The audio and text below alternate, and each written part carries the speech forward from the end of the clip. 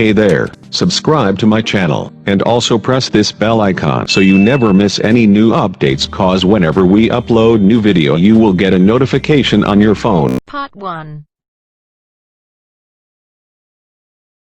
You will hear a telephone conversation between the organizer of a short story competition and someone who wishes to take part in the competition. First, you have some time to look at questions 1 to 6.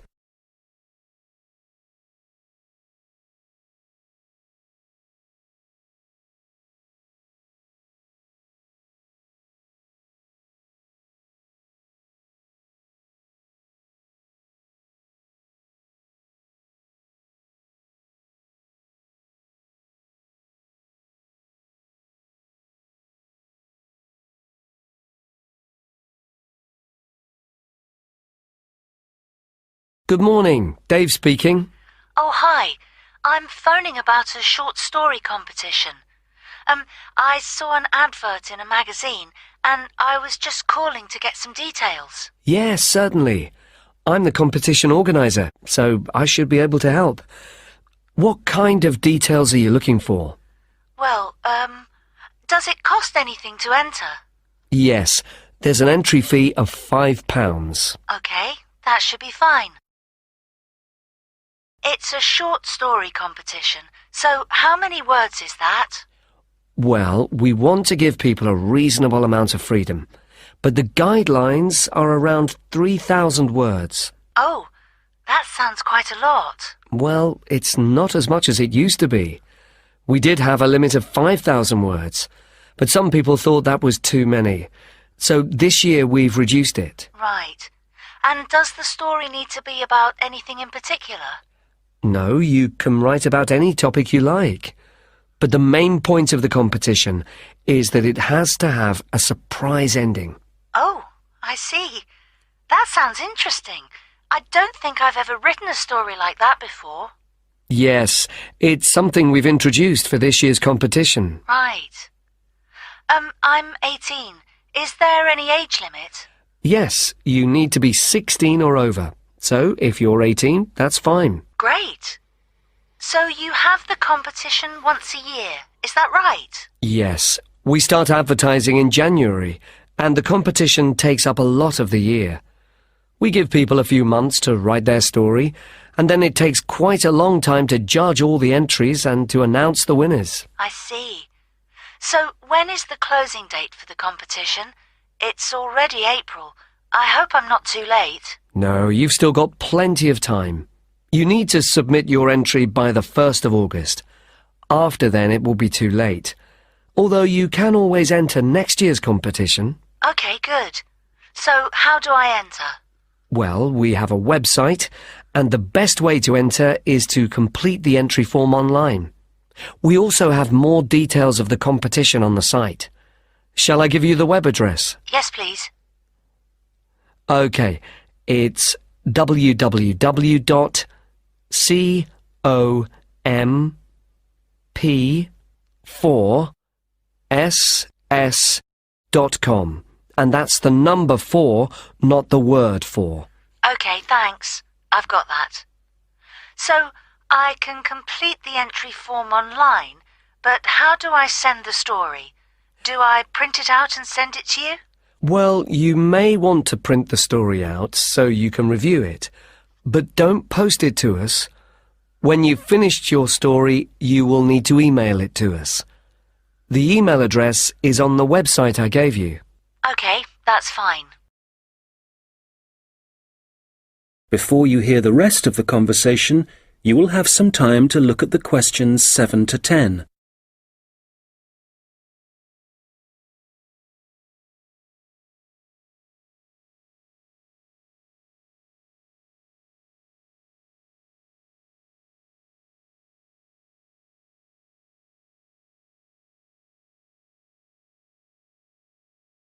Now listen and answer questions 7 to 10. Can you tell me a bit about how the competition is judged and what the prizes are? Yes, of course. Well, once we have all the entries, I send them to all the judges.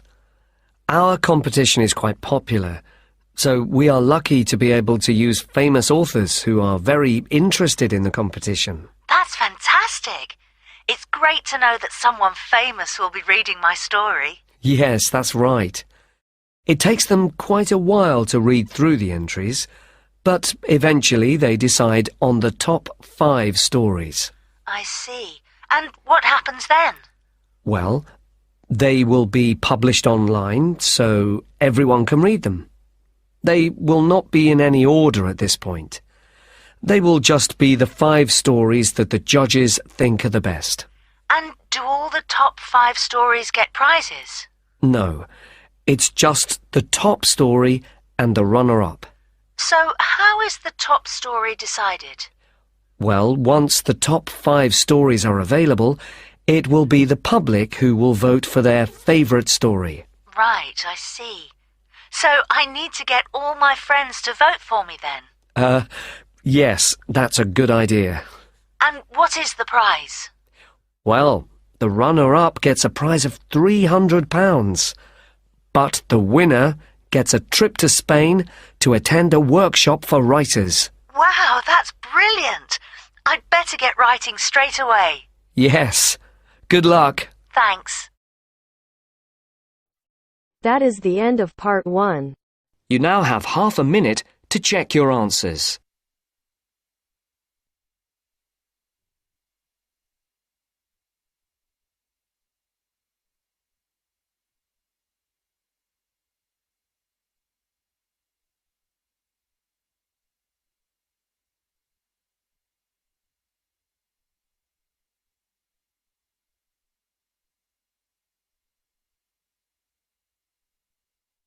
Now turns to part 2.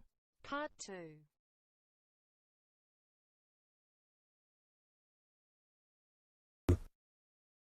Guide talking about a sea life centre.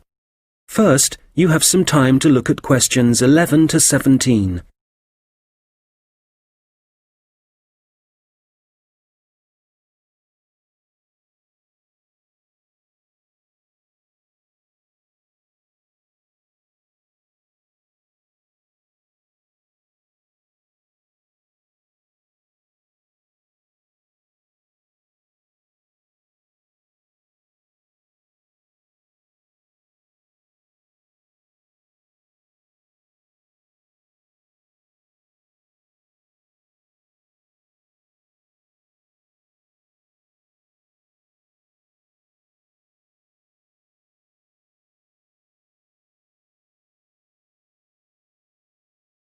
Okay, so hi everybody and welcome to the Sea Life Centre.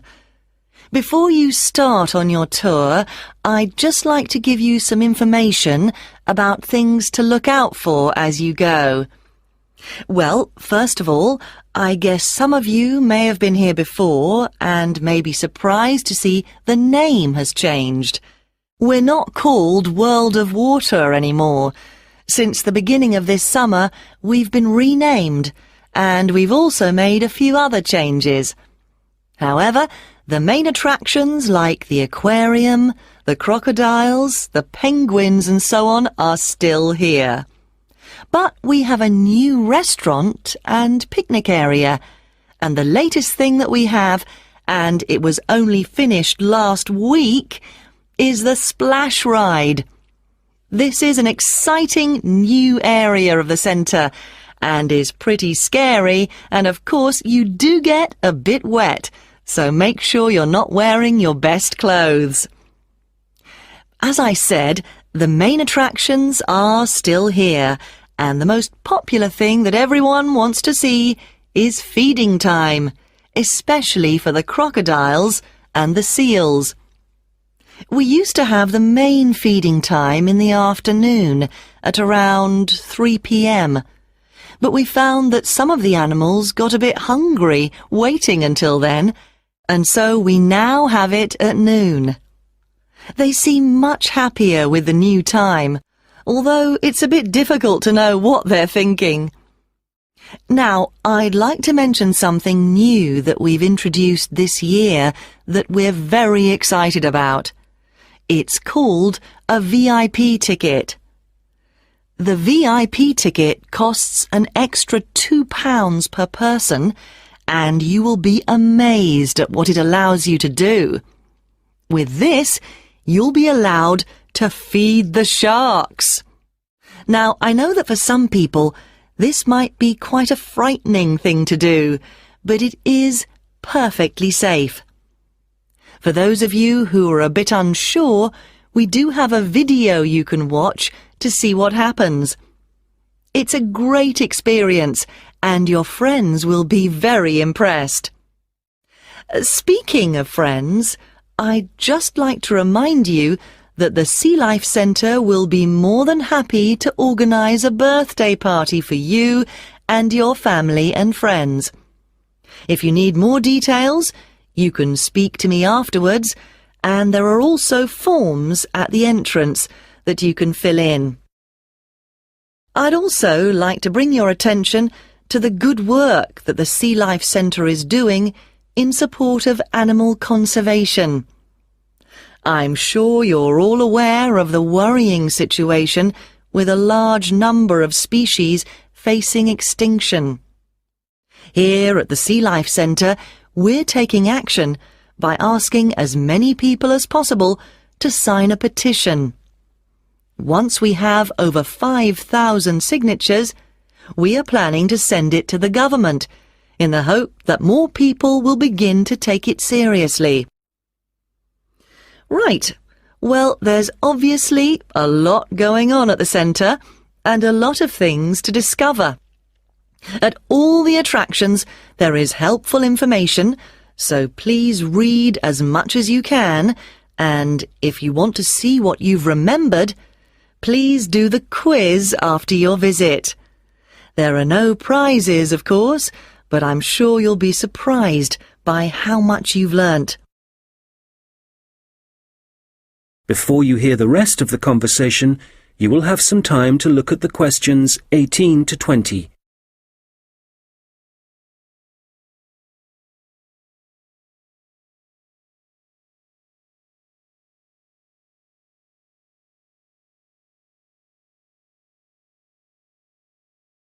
Now listen and answer questions 18 to 20. So, before I leave you all to start your tour, I've just got a few tips. There are a large number of attractions, and you may not have time to see them all. Of course, there are the old favourites like the aquarium and the crocodile cave, but if you don't have time to see everything, make sure you visit Turtle Town, which is beyond the aquarium and the seal centre. This is very special and has a large number of endangered species, and as it's at the far corner of the Sea Life Centre, it often gets overlooked. I also have to apologise for the Penguin Park. This has needed some urgent work to be done, and so will not be open for the next week. We're very sorry about this, but I'm sure you'll find the Seal Centre, which is directly opposite it, will keep you entertained just as much, if not more. We're also very busy today, as you may have noticed on your way in. Everyone starts here at the aquarium, but as it's so big, there's no waiting to get in. But today, we're expecting a lot of people to want to see the crocodile cave, as a couple of eggs have hatched out. So expect delays there and, if you like, move on to the Seal Centre first and then go back when things are quieter towards the end of the day. So, I'll leave you now, but if you have any questions, I won't be far away, and have a great time at the Sea Life Centre. That is the end of part 2. You now have half a minute to check your answers.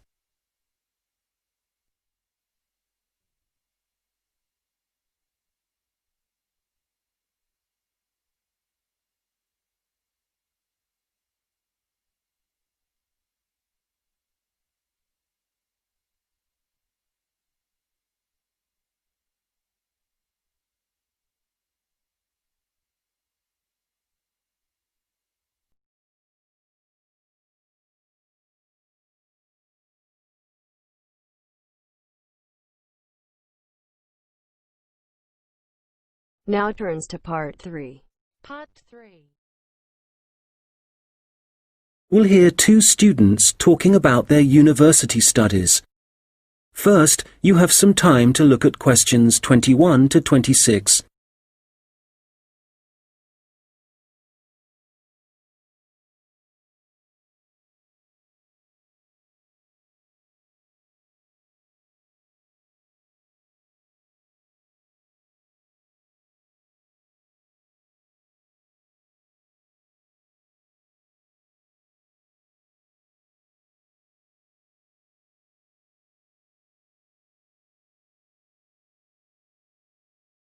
Oh, hi, George. How's it going? Hi, Martina. It's going well. How about you? How's university life? Well, it's great. Apart from the studying, of course. Yeah, me too. What are you studying? I seem to remember that you were going to do art. That was your best subject, wasn't it? No, not really. I just liked the teacher. He was French and had an amazing accent. My favourite subject was history, but I couldn't see what career that would give me. Oh, right. So what did you choose? Well, I found it really difficult to decide. I was really good at science, but I must admit, I never really enjoyed studying it. So, in the end, I decided to opt for English, which was my second favourite subject, and I thought it would be more useful to me than studying anything else. So, that's what I'm doing. How are you finding university? Well, it's a bit of a challenge, I suppose. Are you finding it difficult? Well, some of it. I'm doing mechanical engineering, which is really interesting, but it covers quite a lot of areas, like materials science, machine design, physics, and of course mechanics. And they're all fine, but it's maths that I'm struggling with. It's a lot harder than it was at school. I can believe it. It all sounds very difficult to me. But then I never was very good at mechanical things. I suppose it must involve some practical work. Well, not at the moment. Currently, it's nearly all theory, so it's a bit heavy going. I guess you need to start with that so that you can get a grasp of the concepts and learn a few facts before you start putting it into practice. It must be a lot different to the course that I'm taking. Yes, but in a few weeks we'll be having a lot more practical experience. In fact, I've got a great assignment this term working on jet engines, which means I'll be going on a few field trips to a nearby airport. Oh, that's great. It sounds like you're going to be very busy. Yes, I'm not sure how I'm going to cope with the work. We have a lot of lectures, and that's fine. The lecturers are very knowledgeable, and I learn a lot from them. But we also have a lot of seminars, and I find with so many people expressing their views, it can get quite frustrating. It would be better if we didn't have so many of those. Yes, it's the same for me.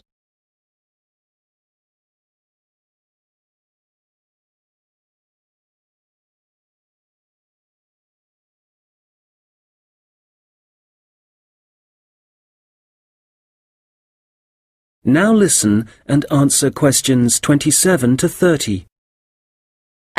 How are the students at your place? Well, I haven't really met anyone yet. They all seem a bit quiet. Perhaps they're working hard.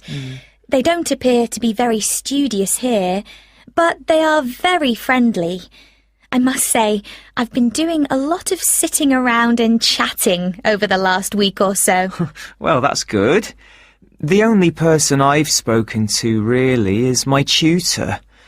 He's very approachable and seems to understand how difficult it can be starting university. It's good to have someone you can talk to, and he may help you meet other students. Actually, that doesn't bother me.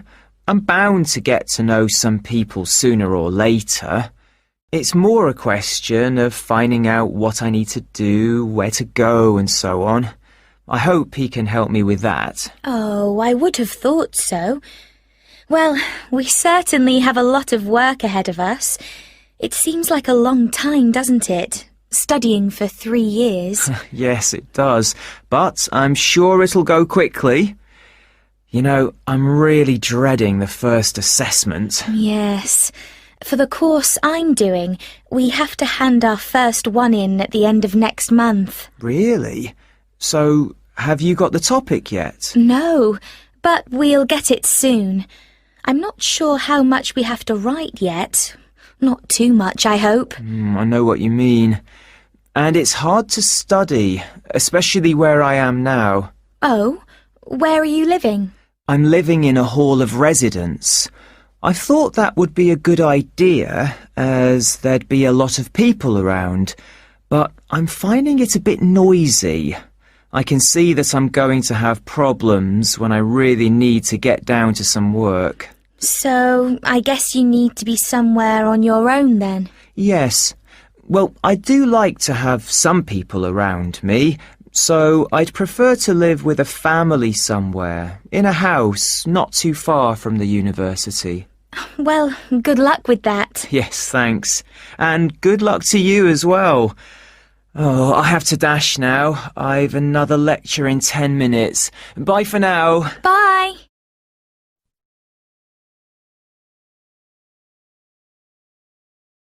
That is the end of part 3. You now have half a minute to check your answers.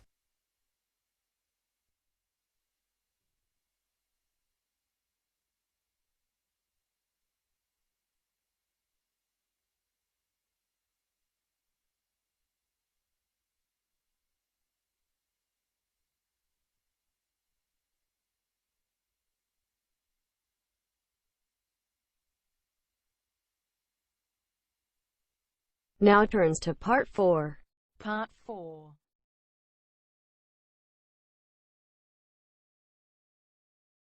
You will hear someone talking about creating a presentation.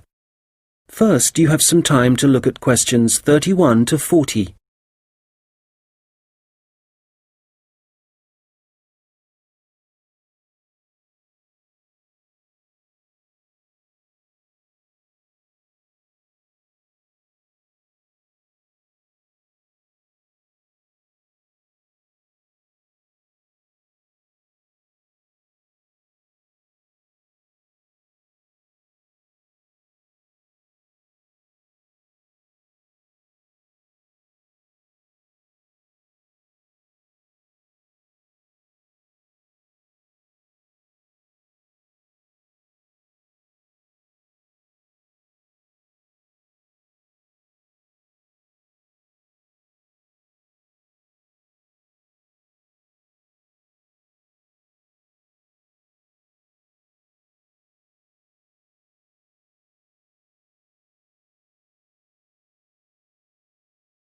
Now listen carefully and answer questions 31 to 40.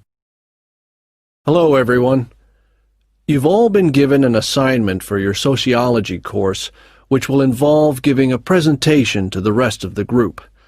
And so today, I'm going to be giving you a few tips on how to prepare your presentations. This should help you with your current assignment, but a lot of the principles I'll be putting across will be general principles which will, of course, help you with all your future presentations. So, first of all, the most important thing to consider is your audience, and in this instance, your audience are the other students in your group. There are 3 points to bear in mind. Firstly, you need to ask yourself what they need to know.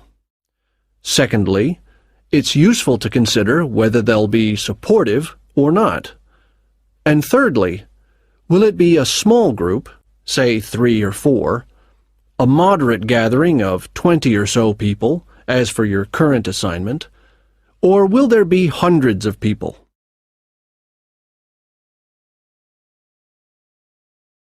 Having said all that, what I'm about to tell you will apply equally to any audience. So, How do you structure your presentation? Right at the beginning, you should tell them something that forces them to pay attention.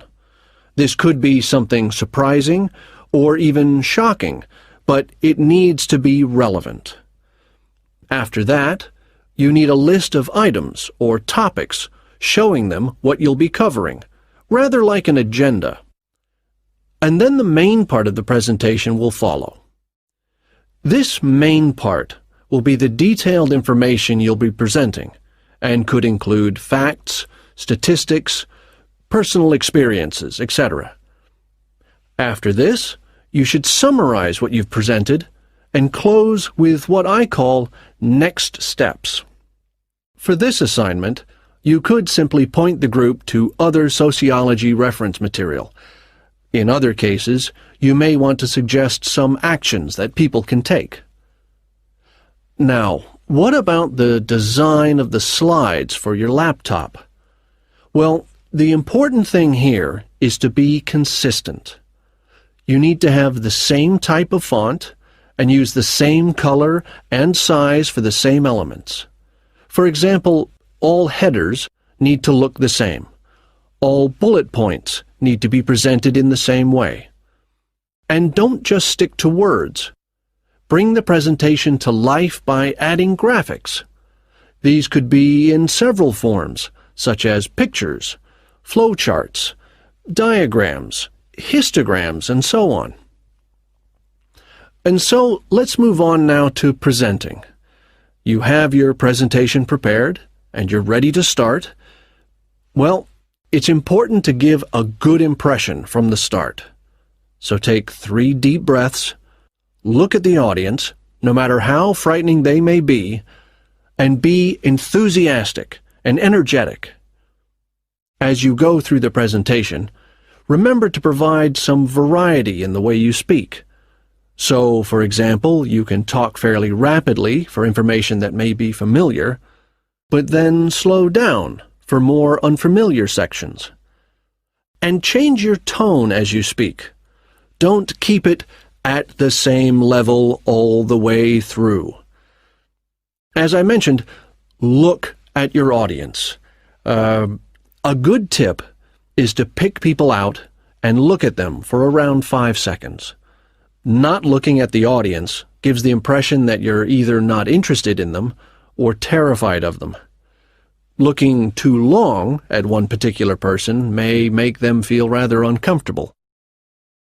There may be points in your presentation that you want your audience to really absorb, and in order to make important points stand out, you may consider adding silence right after these. It will give people time to reflect on what you've just said. Also, you may be presenting complicated ideas or technical details, but try to keep everything as simple as possible. Use simple words and as few as possible.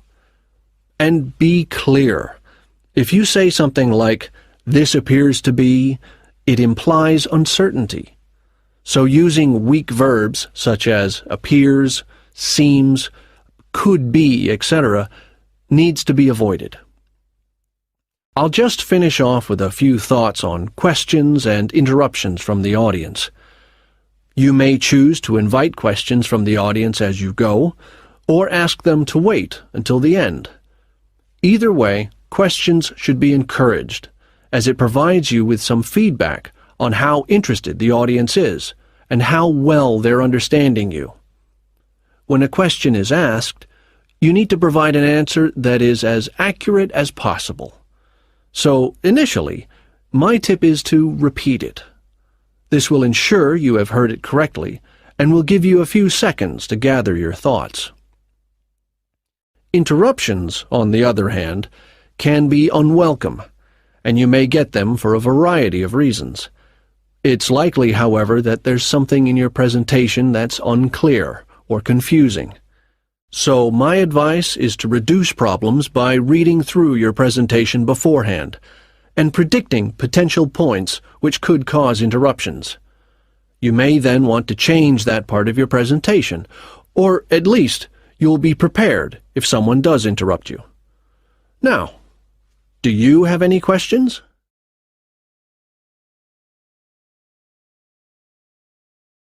That is the end of part 4. You now have half a minute to check your answers.